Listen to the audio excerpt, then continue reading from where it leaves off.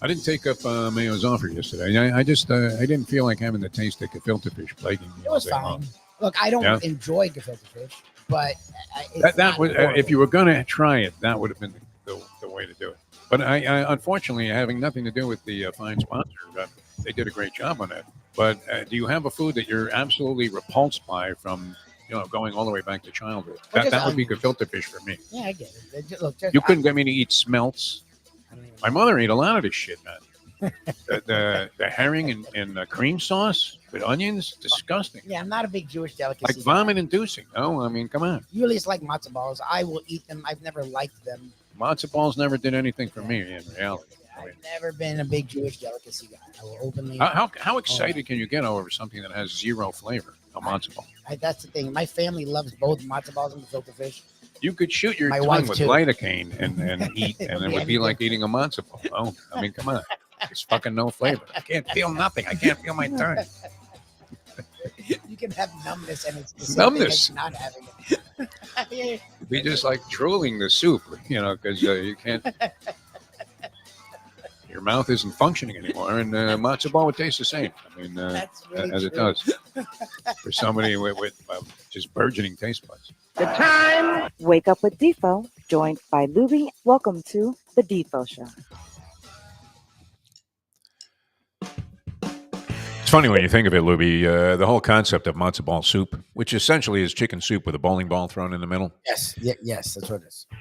When the best element of it is like an overwhelmingly overcooked and overboiled piece of celery that's floating around in this shit. Right? You try a matzo ball, you realize it has no flavor.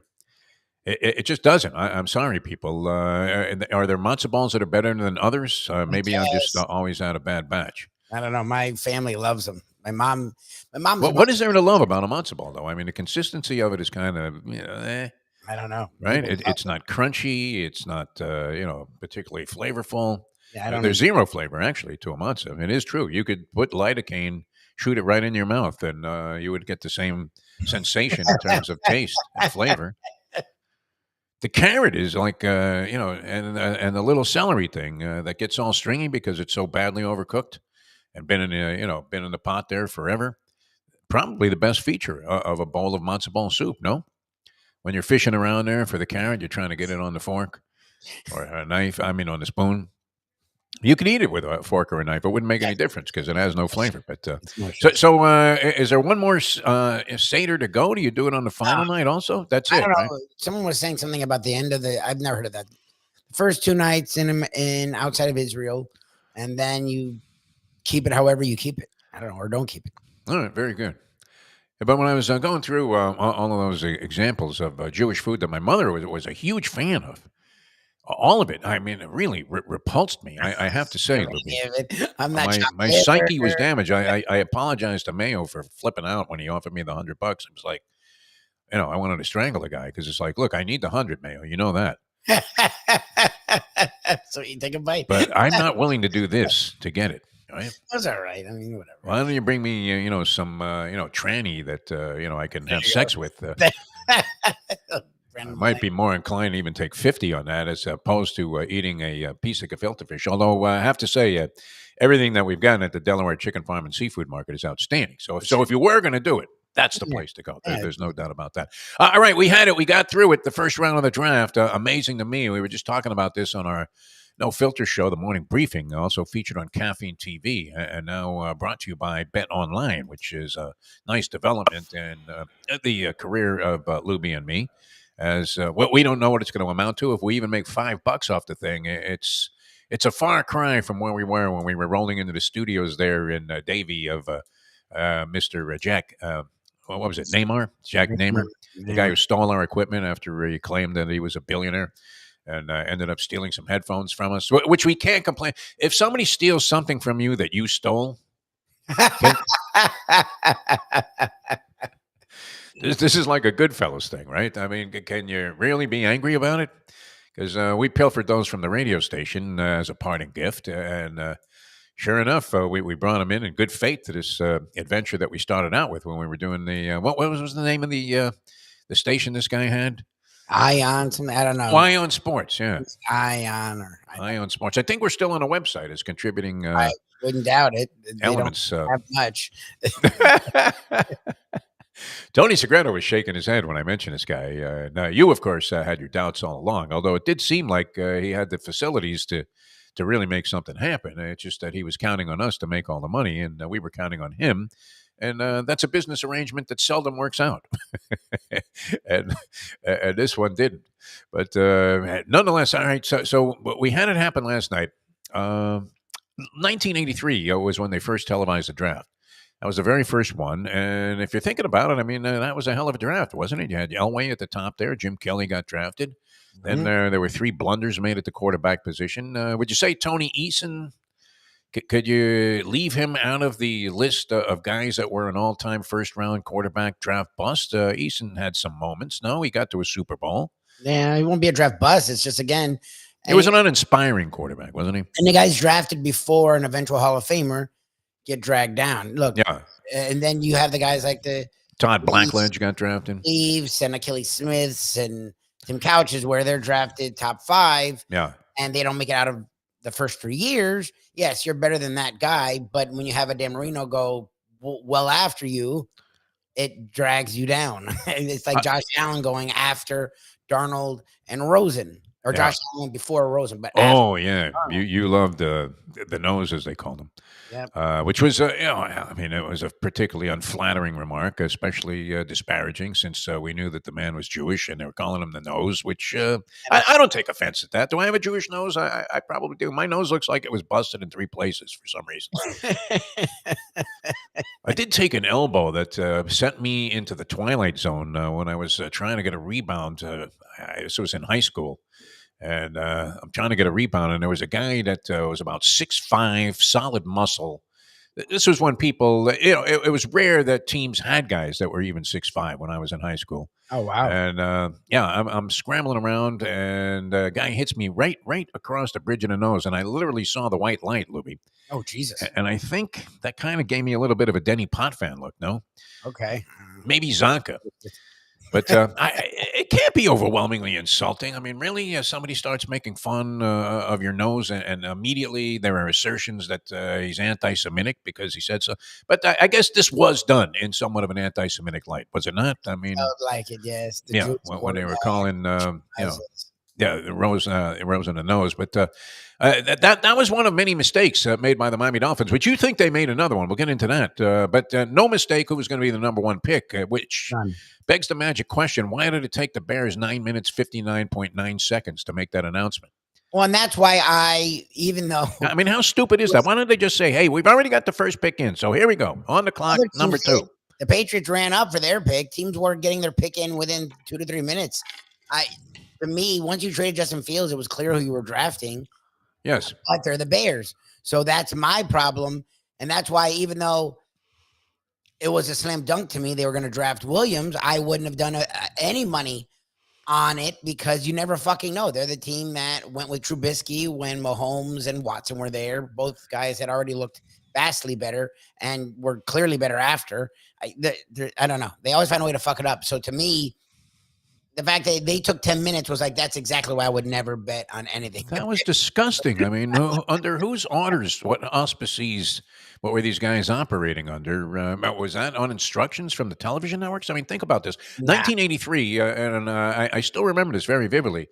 I was over at a friend of mine's house. I wanted to go to the track that day, but at the last minute, I got a call from the radio station. Nobody gave a shit about the draft for the most part, and the Dolphins were picking late in the first round. So the likelihood they were going to get somebody of the significance of a Dan Marino that was going to be a cornerstone franchise-making quarterback for the next 19 years were really prohibitive. Who figured that the Jets would pass on Marino to take Ken O'Brien, who wasn't even as big a mistake as Blackledge was, or maybe even was Ken O'Brien better? Did he have a better NFL career than Tony Eason? That's an interesting proposition. He had his moments where he looked like he was pretty good. The shootout game, everybody remembers that, where the Jets prevailed. The Jets went horrible with him. Like, the Jets actually, people make fun of him because, again, the Jets actually considered Marino and then went his way, so that just makes it worse. And Marino would have been fine in New York, where a lot of guys don't survive New York. Marino would have loved it. He would have eaten Marino it had up. the confidence to play anywhere. So like he came to the Dolphins after they had gone to the Super Bowl with the Randoms and said, fuck those guys, and like had a record breaking year. So Marino could have, and Shula was not a player's coach, and Marino didn't give a fuck. He changed Shula's entire system because he was so good. And Shula wasn't that guy. Like Shula, until that point, seemed to coach the same fucking team over and over again. And then he got Marino. I was like, all right, I need to change shit. Like Marino could have worked there, but O'Brien, it's not like the Jets sucked. Like the way people talk, at least when I was growing up, I don't remember the Jets being like what they had been. Like I don't remember, and since I don't remember them being a 3-win team every year. Like I feel like they competed for the playoffs. Yeah, he wasn't bad. O'Brien, you know, like so he didn't suck or anything. He was just obscure. I mean, he came from Cal Davis. I remember. It's always great. That's one of the highlights of watching draft coverage for me is watching the reaction of Jet fans as they pan the pick and are bitterly disappointed in virtually anybody that the Jets select. Jim Sarney says that, and welcome, Jim, to the show. I'm glad you're feeling well enough to get up with us here, and we hope to see him out and about. What were the odds? Were there odds like there were with Caleb Williams that Jim would show up at that shindig you guys had, which I was unable to make due to unfortunate circumstances? But the brunch? Were there odds that he was going to show up at the brunch? No, I would have given him a 0.0 because there were too many games on TV. A lot going on, and he can only eat supposedly certain things, so it would just be mean to sit there, watch everyone chowing down. Right, and the poor guy's having to watch like major sporting events. I just can't watch sporting events on my telephone. You do it, Lubie. You're forced to do it because Shirley controls the regular television set. Well, no, that like the problem is sometimes there's like 2 or 3 things on. Yeah. And the phone is able to be like a TV now. So I like last night I had the Panthers on the TV because I wanted to hear what was going on. The draft, I could give a shit what they were saying. I just wanted to see what picks were happening and see what movement was happening. So I had the draft on my phone. And then I was like, fuck, I need a third thing to watch the NBA playoffs. And that's great action. I'd be more inclined to watch games than watch the draft, but I found myself zeroing in on this for a variety of different reasons. There's always some curiosity as to which team is going to make the first big blunder. Many people feel that this was more of a shocker than a blunder. I don't know how it's going to work out in the long run, but you had to think that Kirk Cousins was stunned. Supposedly, he put out a tweet. I guess I saw it this morning. It was weird. That this was the first I ever heard of the idea that they were going to draft a quarterback. Exactly. Supposedly, there was no rumbles about it because, again, Penix had took him late to blossom. He had a lot of injuries early on at Indiana, and then he looked dreadful versus Michigan. So those 3 things together had people thinking he was going to be a late first, early second-round guy, probably a second-round guy because the late first were teams that didn't need quarterbacks, didn't even really need young quarterbacks. So he was a second-round guy. The Falcons just gave Cousins all this money. You had a Dunze sitting there who would work perfect with Drake London and Kyle Pitts and give them like a fucking ridiculous. They already have a nice, with Bijan Robinson, a nice skill core. You throw a Dunze there. Also, there were a ton of the really good offensive linemen that were still around, and they definitely need offensive linemen. And the edge guys hadn't been touched. And Dallas Turner was thought to be a top 5 caliber player. So there was there were tons of guys, the defensive tackles. There were tons of guys there that fit what Atlanta needs to do right now. And when you pay Kirk Cousins that kind of money, it feels like, because remember, they flirted with the playoffs. They actually were a lot better than people thought they would be. So it looks like under Arthur Smith, they were ready to take a turn. And now you're going future quarterback. We don't fired Smith. It's like, okay. They signed Cousins, then they put some guy that's going to be breathing down his neck, some rookie that everybody's going to want to see play. I don't know that I see Penix. Wasn't there a theory out there that Penix was actually the most ready for the National Football League of the quarterbacks that were going to be drafted, including Caleb Williams and Jaden Daniels and May and all of the others that went before him, which that was kind of a surprise. That had Mel Kiper's hair standing up like Don King. I love the variety of analysis. I mean, we were talking about 1983. Some schmuck probably came to a meeting at ESPN and said, hey, you know what? Instead of this women's field hockey and another Bobby Ches fight, why don't we televise the NFL draft? They probably lost. And the people in the meeting room, I mean, it's Norby Williamson who just got bounced there after running into various conflicts with people, including some of their big stars on the network. They must have been laughing hysterically, but they ended up televising it. I liked it because I was able to avoid going to the draft war room site and having to wait until Harvey Green came out and said, okay, coach is going to address this. He drafted Mark Duper. and everybody's wanting to question his sanity for that. But yeah, it was interesting because I can't listen to Louis Riddick. I don't know. Every time Louis Riddick, he seems to be polished, and I think maybe what he's saying actually has some relevance. I just after they threw him on Monday Night Football with the vapid Brian Greasy, who fortunately for all of us got out of broadcasting, and they tried so many experimental teams there on Monday Night Football before they finally decided to pay $800 million for Aikman and company. And then they overshadowed them by putting a better broadcast on another channel, which I guess is the case of what happened last night, right? Because Jim's saying, and I trust his judgment on this sort of thing. He was a media critic for years and years and years. He said that the star analyst of the draft was Bill Belichick, who, what channel was he on? ESPN Deportes? I kind of flipped around. I saw ABC, and then I heard Herb Street talk. And after the FSU playoff thing, Herb Street literally was like anti-FSU, even when Travis was playing. So a lot of us feel like and again, ESPN just signed a multi-billion-dollar extension with the playoffs. So all of us who were laughed at as conspiracy theorists were vindicated, because it feels like ESPN 100% was like, Saban's about to fucking leave. He has to be in, even though Alabama did not deserve to be in the playoffs over Florida State. So, and Herb Street was carrying that torch for a long time. So I can't listen to him fucking talk. So I was like, fuck, I can't watch this. We have sort of issues with Rich Eisen. So I'm not the biggest fan of NFL Network, but I'm like, all right, I can at least. Well, we can say it here. Eisen is a pompous ass. I can at least watch them over Herb Street. Right now, I can't stand Herb Street. Yeah. I didn't realize there was more broadcast. Is that bitterness, though, the Eisen bias? Because he negated us substituting for him when we were very popular with the guy who was producing the show, executive producer at the network that he was on when he was doing a radio show. And we had been substituting for Nick and Artie Lang. And what was Nick's last name? Something with a C, I want to say. He was a comedian of some merit. And we were doing real well with that. And the same guy was producing the Rich Eisen show when Nick and Artie vacated the spot there. And we were like the number one subs for these guys. And Eisen said, nah, I want to go with one of my, movie star friends. And that was it. That was our last connection. And that was pretty good money, right? Remember, you you were going to hire an attorney to get your money after it took over a week to get paid. A week. It wasn't a week. It was like months. but you almost buried us there, any chance we had of being a network. He was a piece of work when we did an on-site interview, and we didn't even want Eisen, but he was on. Well, he was such an asshole. That's right. We had him on at the Super Bowl. Yes, exactly. Pushed him on us. We're like, fine, we'll talk to Eisen, because I didn't mind him at the time. He was okay. And we're like, fine. He seemed to have a decent sense of humor, so at least he'll have fun with us. And he was not going for anything. He was just fucking weird. And just sat there like a jerk. Yeah. He had just done a show, but that wasn't our fault. Like, we've been exhausted and still give our best whenever we sit down with someone.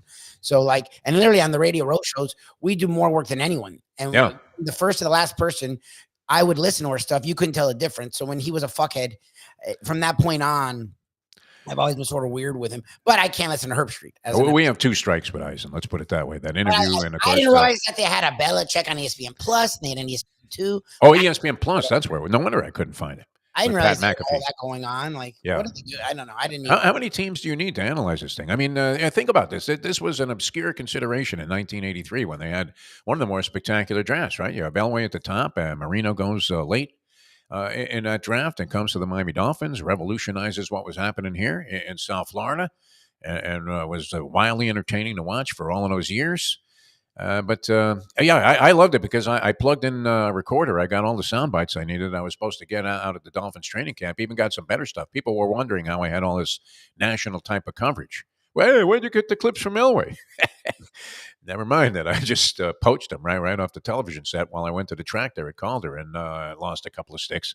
But Sarni says that Belichick stole the show. I actually thought this is blasphemous. Let's bring on the professor if we can, because he should be witness to this statement here, just so people realize that this was actually happening.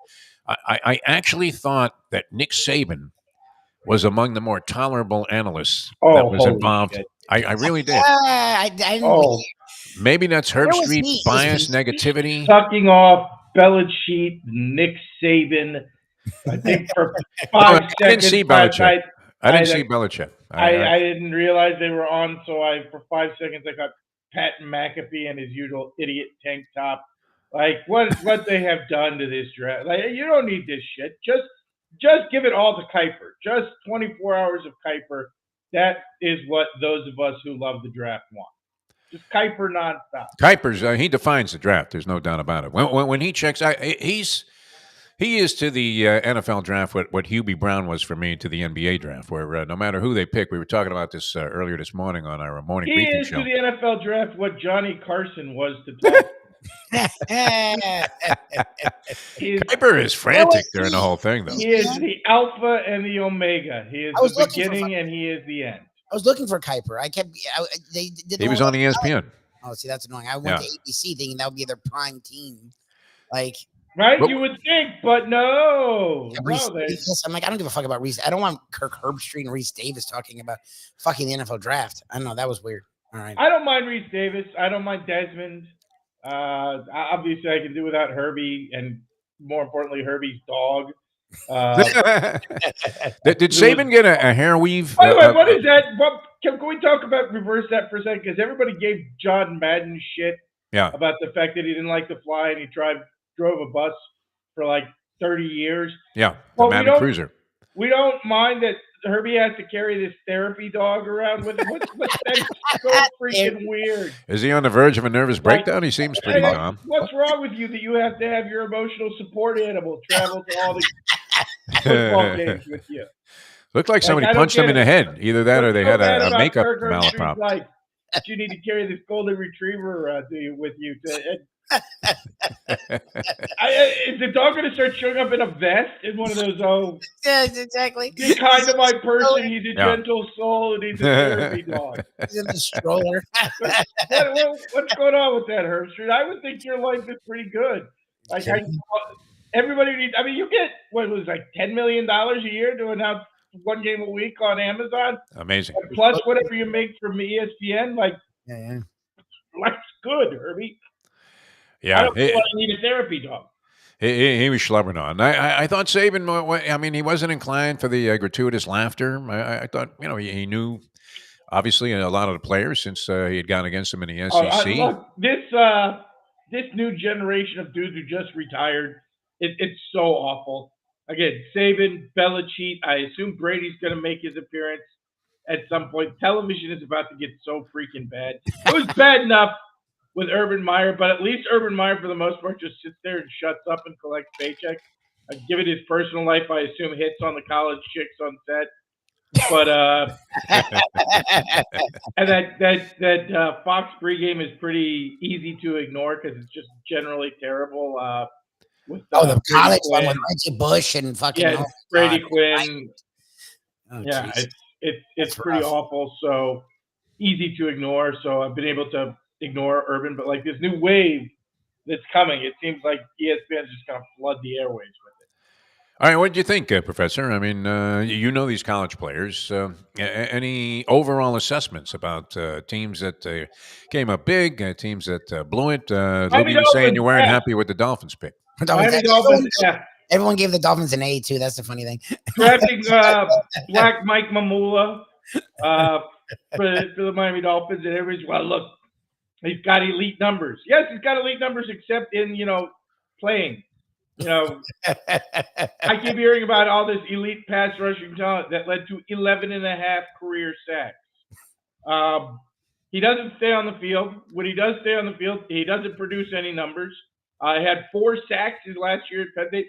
Big total there, 4, but you have to investigate a little closer and realize 2 of them were against UMass. So against all non-UMass opponents, he had 2 sacks. Makes Charles Harris look like one of the greatest college defensive ends of all time. But the good news is he augments that by being horrible against the run. So, perfect pick for Chris Greer. Elite pass rushing physical number. Honestly, physical skills. Yeah, it's just one of those mistakes that happens every draft, and it's so fucking obvious that the guy is a complete washout, and yet some team does it every freaking year. Again, Mike Mamula is still a meme, like 35 years later, exactly because oh, this college player who was totally unproductive in college, went to the workouts and was great at all the workouts, and nobody stopped to ask, well, if he's so good at everything, why doesn't he make any sacks? Why doesn't he make any tackles? So, and then I keep hearing, oh, well, but he dominated the Michigan game. Oh, you mean the Michigan game where Harbaugh was out and the offensive coordinator came up with a game plan where he's just going to run the ball 75 times and pass one? That game, he was a pass rusher who dominated the game, where Michigan chose to, on the one play, he was so dominant that he had great film. No, he never has great film against the run, and he's not productive. I guess career high in sacks was 5.5 2 years ago, and that's if you count the bowl game where he the second half. So in the regular season, he had another 4. So if you wanted a guy who gets hurt all the time and averages 4 sacks a season, and half of them are against UMass, which I assume in the NFL translates to he'll get 2 sacks in your worst preseason game. Yeah, he's great. Otherwise, just really, and I don't think it was particularly the biggest need either. I mean, look, you're certainly hoping Phillips and Chubb, given their cap numbers, are going to give you some production. So you drafted a backup to those two who also has injury problems. And unlike those two, totally, okay, really easy comparison. Chubb, his last year at NC State, had 15 sacks. That's 2.5 more sacks than Chop Robinson had in his career. Yeah. So, they share the injury bug, except Bradley Chubb's actually good at sacking quarterbacks. So, kind of a big deal. Now, that one was a disaster. I don't really like the J.J. McCarthy pick, so I can't get on the board with the whole the Vikings had the A+ draft. If you do think J.J. I think, honestly, you got rid of Kirk Cousins, and then you drafted younger Kirk Cousins. If that. Honestly, it's kind of appropriate for J.J. McCarthy because J.J. McCarthy reeks of being the quarterback who every year he is the starter. You're going somewhere between 7 and 10 and 10 and 7. Yep. Every season. He'll never actually be good, but he'll never be bad enough that you get to replace him with somebody who is actually good. So kind of appropriate for the Minnesota Vikings. I hate saying this. I'm about to, but the one pick I really like Drake May to the New England Patriots. I know people got really down on him, but if you look at the physical tools, they're there. And I think he's going to be one of those guys. By like year 3, he's either going to be Josh Allen or he's going to be Jameis Winston. He's either going to be Josh Allen or he's going to be the Josh Allen who never learned to rein in his game and control the interceptions. It's going to be one of those two, and I think you're going to know it pretty early on. Yeah. So hopefully it turns out to be Jameis Winston, but he's going to be one of those two. And if year 3, that by it gives you a chance to once again recycle and rebuild. So I actually do like that pick. Obviously, I love Caleb Williams. Loved him as a college player. Surrounded by tons of weapons at the skill position. Still a very questionable offensive line, although his athleticism will make sense. This is my favorite part of the draft.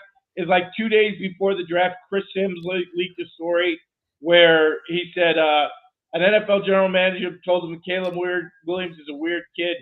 It's like Prince played quarterback.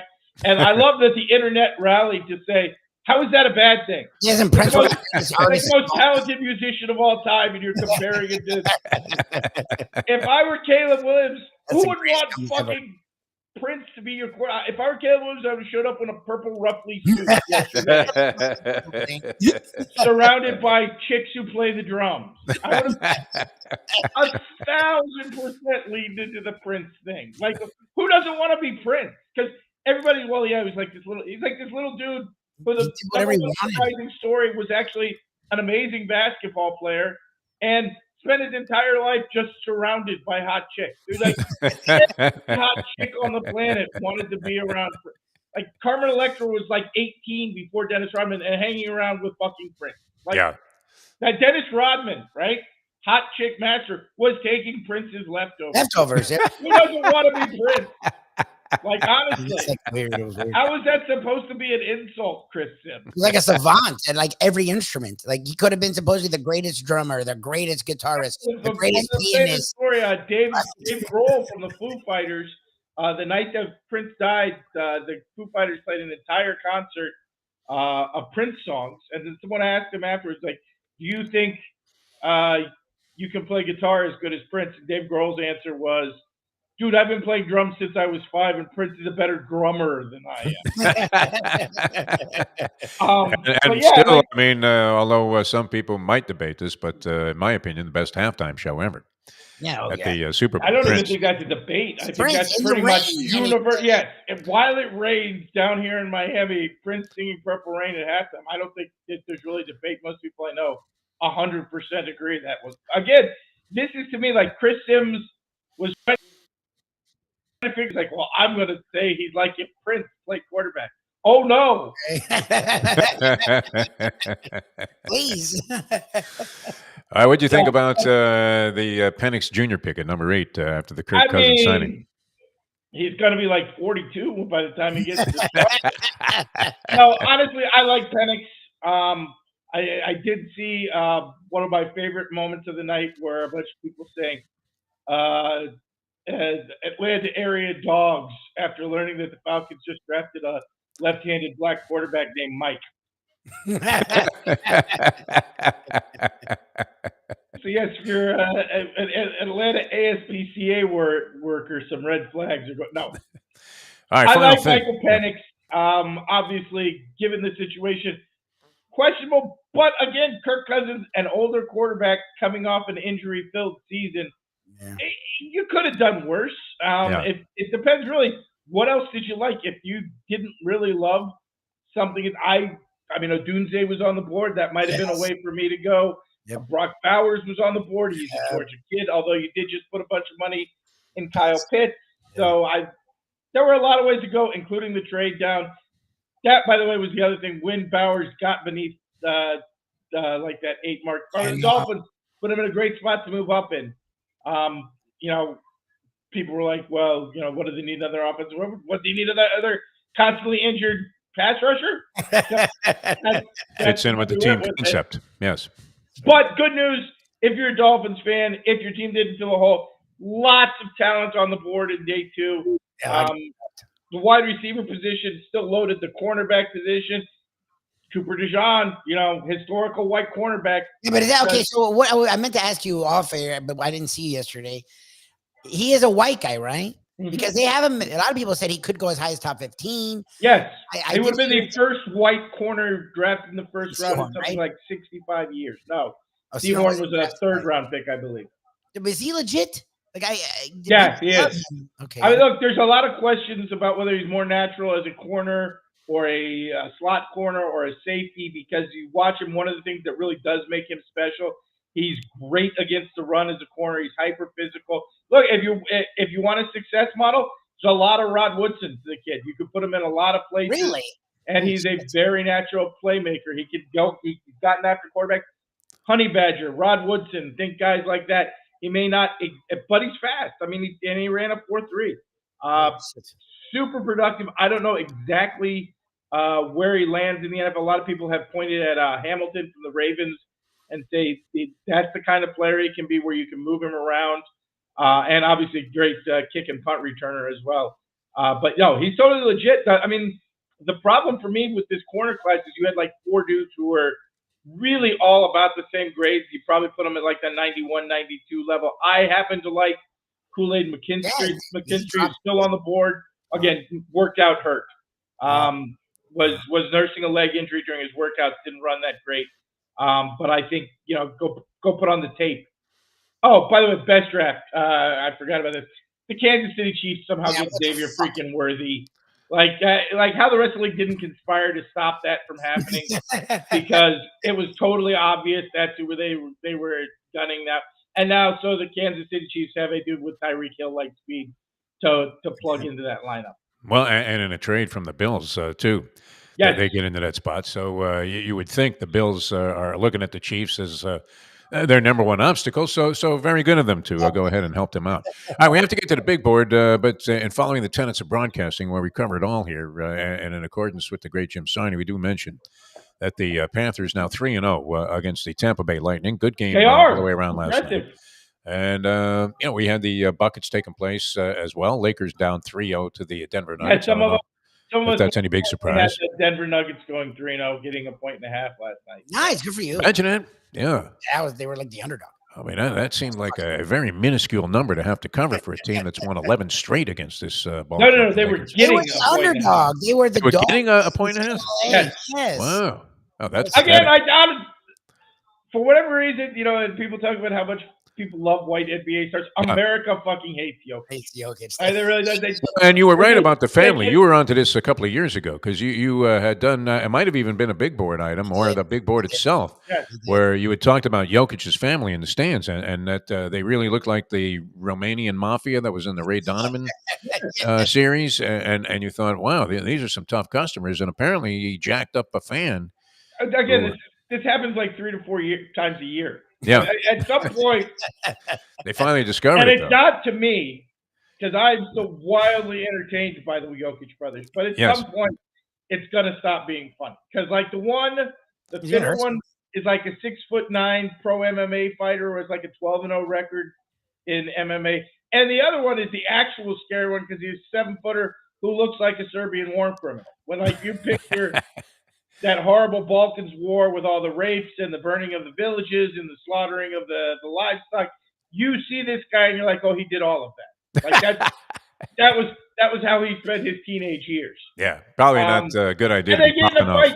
They get in a fight in the stands 3 or 4 times a year. Yeah. And it's a miracle that nobody has been killed yet. Surprising, that Adam Silver hasn't intervened. All right, we have to get to the big board here, as it's always a feature of this Degenerate Friday edition of the program. By the way, just while we're on the degenerate part, one thing, not tonight. I think all tonight's games are kind of but I could see the underdog in any of them in the NBA. Tomorrow night, because the lines are out early, Oklahoma City only laying a 1.5 on the road with New Orleans. I think Oklahoma City broke the Pelicans back in Game 2 after the Pelicans gave them kind of a game in Game 1. You look at Game 2, Chet Holmgren, brilliant again, and SGA really got off. I think that series is going sweepage. Don't be afraid to take the Thunder minus a 1.5 on Saturday night. Yeah, tonight you mentioned the Dogs look live. Bucks getting 6 from the Pacers. Who, I wouldn't bother with the points. I just take a money line. Straight up, Clippers, Mavericks. They're just going to win the game straight up, or lose by 30. And one or the other. T-Wolves, who've been handling the Suns with relative ease, right, are getting 4 points. I know you're a Devin Booker fan, but it looks like Ant-Man is way too much for him on both ends of the floor. Yeah, you know what? I had trouble embracing Minnesota, even though they were very good all year long. And Anthony Edwards has emerged as one of the top stars in the league. We know that Towns, had some ability. They have a decent supporting cast, but I didn't really necessarily see them just trouncing Phoenix like this. So, I didn't watch enough of them. I didn't know they were this good defensively. Obviously Gobert has won Defensive Player of the Year a couple of times, and Towns has clearly improved. But you look at all their perimeter guys, including Edwards, very uncommon for a guy who scores that much. They go hard on defense, and I think it's just too much for the Phoenix Suns. Again, I'm watching that series and forget that he has no prayer to cover Anthony Edwards, who's just much stronger than him. Ant-Man looks like he's too much on the defensive end for Devin Booker. Booker had to work his ass off for everything he got in the first couple of games. All right, and we need to get to this. We need to get to the big board here, Professor. Okay. Are we ready? We got Lubie back in the chair, and so he's at the controls. What is it this week? I mean, are you we had an incident last night that requires discussion. Oh, beautiful! The New York Jets draft pick, and so we're going to go ahead and do that. Hold on, I did something here. There we go. Anyway, so we're going to do that, and it led to a history for us, and a history lesson involved. So we'll start with the incident last night, and it is the big board of the worst girlfriend moments at the NFL draft. And we'll start with the one last night, which was Jets pick Ole Fashano's mom wants nothing to do with letting the white girlfriend anywhere near her son now that he's a 12. And you can see here, not only did she space her out badly right at the start, if you watch the whole video here, and you 100% should, every time the girlfriend goes in for a hug, the mom elbows her in the face like she's Charles Barkley going for a rebound. You can see why Fashano only gave up 1 sack in his entire career in college, because you watch his mom block out the girlfriend, There's no way she's turning the corner. She can try the swim move. She can try the spin inside. Mom has gotten her eaten up there. And as you can, and if you watch it, so like at some by the end, the girlfriend just gives up and like reaches out and rubs on his knee because that's the only way she's getting any closer to him. So Fasano's girlfriend already gone viral last night. Perfect moment there. As Mom says, yeah, he's worth millions and millions of dollars now. You got to go. And you're lucky if I let you sit on the very end of this couch. I'm surprised, honestly, Mom didn't push her so far out. She had to do the I'm sitting on the arm thing on this couch. Yeah, that was noticeable. I saw, yes, you know, the entire world noticed it. I'm sure this young saw lady her trying to sneak in by the back there, and she gets smacked in the face, almost as if Mom had like a waffle iron in her hands there. And just, you know, it gave her a shot like she was Gotti on Mickey Ward. It was unbelievable. All right, number 5, stay away from my son. And number 4, again, this was not a bad moment. It's kind of a good moment for the girlfriend, but kind of an uncomfortable moment. And that was last year in the draft as Will Levis falls and his girlfriend's Instagram followers get increased by 10 during the show. She had less than 10,000 Instagram followers, finished with over 150,000 by the end of the NFL draft. Meanwhile, her boyfriend, and soon-to-be ex-boyfriend, by the way, is losing like $100,000 a pick as it just goes by the window. That contract's going from $4 million to 3.9 to 3.8, just falling money after money after money. Meanwhile, she, on the other hand, followers after followers after followers. Her name is Gia Duddy, by the way, which is really just an awful name. But again, looking at Will Levis's face there, better night for her than it was for him. So when draft night goes better for your hot girlfriend than it does for you as a quarterback, that's going to be an uncomfortable situation. That's number 4 with But Will if Levis. you think that's uncomfortable for a player, let's go to the ultimate uncomfortable for a player's girlfriend. And that is when you are a model, when you are a professional, not just like an Instagram model, but a professional model, and then you go to draft night with your boyfriend, and your boyfriend is the number 1 draft pick, but all anybody wants to talk about is how hot his mom is. The 2012 NFL draft where USC left tackle became projected out to be a center. Matt Khalil was a first-round draft pick by the Minnesota Vikings. And you'll notice Matt Khalil's girlfriend, second from the right on the blonde there. Yeah. Again, beautiful young lady, USC grad herself, professional model. But nobody wanted to talk about that because Matt Khalil's mom brought the heat in that red dress during the NFL draft. And that's all anybody wanted to talk about. Like, honestly, you got to feel bad for the young lady in question there when you get paid to look good. But all anybody wants to talk about is how much hotter your boyfriend's mom is. Number 3, Khalil. Also, probably not great for the player. Let's be honest.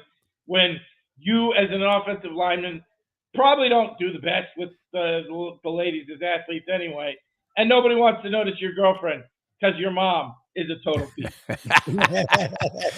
That's number 3. That could be Zach Wilson also, I guess. Number 3. Number 2 on the list. Zach Wilson's mom was hot, but I go with the classic. I found Matt Khalil. That dress is just spectacular. Number 2, and this has really been cited by a great many as the ultimate I'm a pro, I'm a baller on day 1 draft day move of all time at the NFL draft. And that is CeeDee Lamb taking his phone back as soon as his girlfriend started going through it after he had been a first-round draft pick. And you can see from the look on her face there, second from the right, that young woman knows he's a first-round draft pick now. I'm about to be replaced. He's going to replace me with a first-round draft pick girlfriend. Very well illustrated, my friend. I'm trying to go through his phone to see who's hitting him up right after he's been drafted. And CeeDee Lamb is like, no, I need both my phones. I am a first-round draft pick and a millionaire and a star Dallas Cowboy now. I'm going to have some matters that require my attention on both cell phones. You're out, Tom. I mean, like in The Godfather, when Duvall gets, chucked from the organization. Briefly. That is the look on the face of a young woman who knows she has been Wally pipped. Who knows The only way it's going to work out for her is if her replacement catches some horrible disease. The other women are all smiles, but that's great. And I feel like, yeah, All right, so I have a feeling I know what the number one moment would be. Yeah. But he may go. I mean, I feel like everybody should know the number one moment, and it is the most obvious number one moment, and that is when you are the high school sweetheart, when you are the woman who has dedicated your entire life to this person, when you have in fact married this man 2 days before the NFL draft, and on draft day you make a face that guarantees you are going to get divorced right before the big money contract comes in. This is, of course, Russell Wilson's ex-wife, which really you may have just decided, hey, look, it's Russell Wilson. You probably made a bad pick to begin with, but then you let this face get captured during the draft. And this is a face that says, after he wins the Super Bowl and right before he gets ready to sign a $250 million contract, he's going to leave. Looks like it came off the old King Crimson album, right? One of my favorite album covers of all time. But can we not? This is the one where we can respect Russell Wilson. Good for him. Like, how do you got to love the? Yeah, I'm gonna trade it in for a newer, nicer model. Looks like right before I sign. They're leading secretariat into the winner's circle at the 73 Belmont. And honestly, I'm not sure I even knew this word at the time, but her name is Ashton Meme. Like, the most perfect name. Perfect, yeah. You were going to become a meme, and your name is. Now I'm starting to wonder if that's why they call it meme, is because of Russell Wilson's ex-wife, Ashton Meme, and a woman named Ashton. I thought Ashton was a guy name. Unbelievable. All right, Professor. This is a face that winds up with exactly that divorce situation. Brilliant as always. Now, you have any plays? You gave it the NBA. You like all of the road teams, money line possibly. And then tomorrow night, you said you had something? Yeah, sorry. We like the Thunder tomorrow night. Tomorrow. That's right. Really like. I think all the underdogs are playable tonight. I don't know that I think any of them are great, but I mean, why not take a shot, right? Maybe even put a couple of them together on the money line and go for the big score. All right. Sounds good. Professor, always a pleasure, my friend. Oh, yes. And most importantly, obviously, the Miami Heat on Saturday. Against Boston. Hopefully, to just continue. You had to love that. Wow. I love it so much. And I love that the Boston. I love that, like, the Boston mega fans, the Dave Portnoys and the Bill Simmons of the world, are pretending they're not worried about it. Come on. If you're an honest Celtics fan, you have to be a little bit. I mean, I know Jimmy Butler. I get it. You can't convince me there aren't some ghosts whispering in your ear right now. And they got to feel pretty weird about it. No doubt. Down the whole game like that. We'll be screaming in your ear if the Miami Heat happen to win Saturday night. They figured it'd come down here to South Beach, take Game 3, be up 3-0, and then they had the opportunity to party for a couple of days. I mean, they spread these things out. The games are a week apart.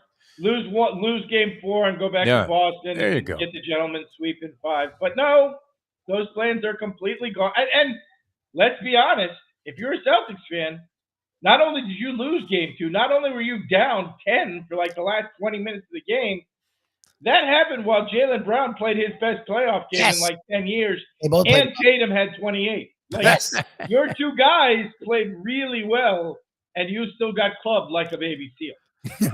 Heat and 6. That's where we're going. I don't know about that. All right, Professor, always a pleasure, my friend. Thanks so much for joining us here on the show. The Professor, ladies and gentlemen. He didn't even have the Aaron Rodgers thing on there, which I thought was going to be the number one. I don't know if the Rodgers girlfriend, I know you joke about the girlfriend, but I don't think that actually was like the story then. No, it really was. I mean, the girlfriend's sitting with Rodgers. He's at the table with his agent and I don't know, maybe his parents or something. No, were they not speaking already back then? When did Rodgers turn certifiably weird? Later on. Later on. Okay. Well, and his thing wasn't the girlfriends were bad on the guy. It was like the girlfriends, I guess, made it or didn't make it. Like Ken's was the respective from the girlfriend's angle, not from the guy's angle. Like, oh, okay, because Rodgers. I mean, his stock kept plummeting. It was amazing. I guess there were like 15 teams in between the third or whatever pick because the Dolphins had already made up their mind they were taking Ronnie Brown in that draft after Alex Smith went to San Francisco. And the girlfriend is holding his hand and smiling at that point, figuring that there's a shot he gets taken number 2. We knew otherwise with some solid inside information. And so as the draft progresses, Rodgers is getting more and more depressed because he was that guy that they zero in on. Can you believe this? Warren Sapp is still available? I mean, it was one of those things where the guys stocked Johnny Manziel, any of these guys. And so she eventually is sitting on the other side of the agent. And then Rodgers goes into the green room because he can't take it anymore. And I think the last shot we saw of Rodgers' girlfriend was that she was actually holding hands and sitting in the lap of the agent, realizing that he had other clients. So, and then he finally gets selected by the Green Bay Packers, and he's literally by himself. I mean, a broken man. And I think they broke up shortly after that, although that would be not incongruous with what we've seen of Rodgers' history with women, which he gets some very hot babes, and it's unfortunately short-lived. But nobody lived more dangerously than Aaron Rodgers when it came to women. Lubie, is that a fair statement? I mean, the time he spent with Danica Patrick, unbelievable. Imagine getting in a car with Danica Patrick, knowing that she never drove a race car that didn't crash within 3 laps. Crazy shit. All right, we have to go. We'll see you at the track, Gulfstream Park. I may be lingering in there, 5 or 10 minutes late. It's possible, yeah. The knee still isn't working. So, and plus, I'm doing this other thing till like 12 o'clock. So I'm in a Lubie situation today with that. So we'll see what happens. But I will see you later on. That'll be Mike Mayo's Lunchbox right here on South Florida Live, and most commonly caught on Let's Eat South Florida, which is where you really need to be. That was great yesterday, huh? Even Keel Fish Shack. Fantastic. The smorgasbord of flavors were so highly complimentary. I mean, we had, I think, 3 or 4 wildly different things. Yes, and everything had its own distinct flavors. And unbelievable, yeah. Really well done. Brad and Dave, they do a really great job. That attention to detail that they have when they were even putting like some little swirl on the plate, it really does make a difference. I could see where Mayo, tends to discount more pedestrian places. But that's a place that's reasonable also. I mean, it's out there on the beach, very casual. I mean, talk about fine dining in a casual setting, which is the way it's described on the show. It really was that. So thanks, Brad. Unbelievable job yesterday there. So we'll have that coming up from 10 Palms later on today. Yes. And you can subscribe now, 150,000 on that Let's Eat South Florida? That's insane, isn't it? Yeah, I think it's well over. It's like the entire population of Broward County is on that.